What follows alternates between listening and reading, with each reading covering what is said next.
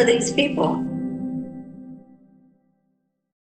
This one is just confirmation of everything we've been talking about, which is that data centers, follow the money, are now fueling the lobbying industry, not just the growth of AI. So they took the template from the crypto industry and realized that if there's a lot of money pouring into your sector, your business, your industry, and government has not regulated it yet and still needs to, it may behoove you to buy off those government lawmakers, and they work relatively cheap. You don't really need to pay a lot as a business or as an industry in the grand scheme to get billions in legislation that works in your favor.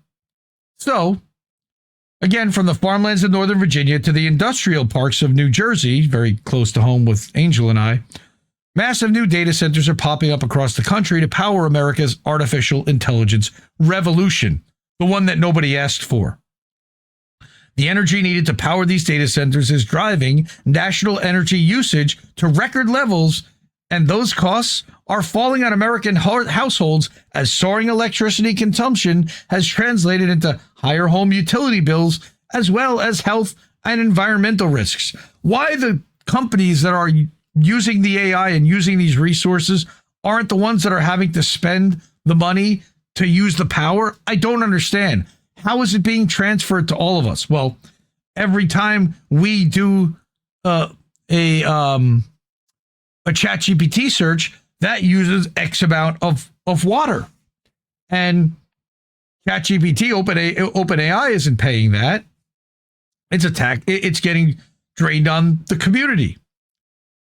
Okay, but here we've got, with the advent of modern cloud computing and AI, the U.S. energy system is undergoing changes not seen since post-World War II electrification. We need a new grid. Modern data centers have facilitated the global explosion of AI, housing massive networks of servers and cooling systems that keep everything from entertainment, communication, to business operations running daily. Running these cloud centers has a cost. Yes. All right. The electric manufacturing and equipment sector, including firms like Microsoft and Oracle, has poured more than $226 billion into lobbying activity this year. That's a lot of fucking money. That's more money than the crypto industry used to buy off Trump. All right. The Fair Shake PAC spent, I believe, is about $117 million on the 2024 election. Additionally, 53% of lobbyists for the electric manufacturing sector have gone through the revolving door, meaning that they're former government officials and employees who've taken jobs with lobbying firms and private sector organizations that in some cases they used to oversee. Just dirty as all dirty can get. All right. The Data Center Coalition spent $123,000 on lobbying during the first quarter, $125,000 in the second quarter, and then more than doubled those numbers, spending $360,000 in the third quarter. $1 million of lobbying, not even. All right. To them, that's a drop in the bucket. But it gets the congressperson of their choice elected, and it buys them favor with all of the lawmakers on both sides that need that funding. So check out that OpenSecrets article. To support independent media, and the way to do so is to join that wall of fame. Cash App, $ Indie News Network. We got a new member joining tonight. o-fi.com/Indie News Network. You got paypal.me/Indie News Network. We're live over at IndieNewsNow.com. It's the name of the show, Indie News Now Live. IndieMediaToday.com. We're also live over there on Substack. Thank you so much for seeing. Good to see you there. And at INNNewsletter.com. We're gonna do this every Tuesday night now at 10 p.m. Eastern. We're just shifting. So for those who weren't here earlier, like Vicky, and it's in the description, but How Do We Miss That is evolving.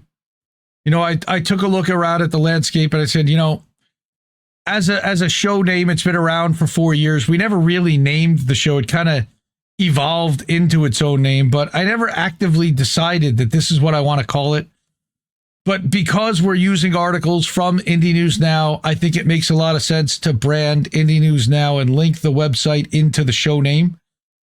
So it's called Indie News Now Live. And I've been wanting to do a show kind of by myself, a news show. So that's what we're going to do. And we're going to see how this goes. Again, Thursday nights, you're going to see a mix of shows. You're going to see a combination of either INN one-on-one. You're going to see Indie's Tech Tips, which I'm going to do shows of, and we're going to talk about the tools. We're going to do some more Nobody Wants to Work Anymore, and there might even be one on Thursday with me and Himbo. And, of course, American Tradition, which will be the last Thursday of every month. We've kind of tried to set on that as a schedule. So thank you, everybody, again, for supporting this move. Tell everyone about Indie News Now and about Indie News Now Live. I really think that it might help give us a little bit of a boost because we certainly could use one. The algorithm doesn't love us. Boats, by the way, will be moving to 11 p.m. on Sunday nights. So we are still going to do boats. It's going to happen on Sunday night. And the last Sunday of every month will still be an uncensored boats. But the truth is that I can't continue to stay up as late as I've been staying on Sunday nights, especially. And I've got to start working on my schedule. So spreading this out a little bit better seems to make more sense, at least for me. And we're going to try this and see how it goes. And thank you, everybody, for being on board and supporting that. So I will, again, say to support independent media because we need it more than ever. And we will see you next Tuesday night at 10 p.m. Eastern. Tomorrow night, 9 p.m., check out INN News with Reef and Colin. And we'll see you again real soon. Love you all, fam. No! We just fucking lost the stream! I guess this isn't such an awful place. Is that what you want?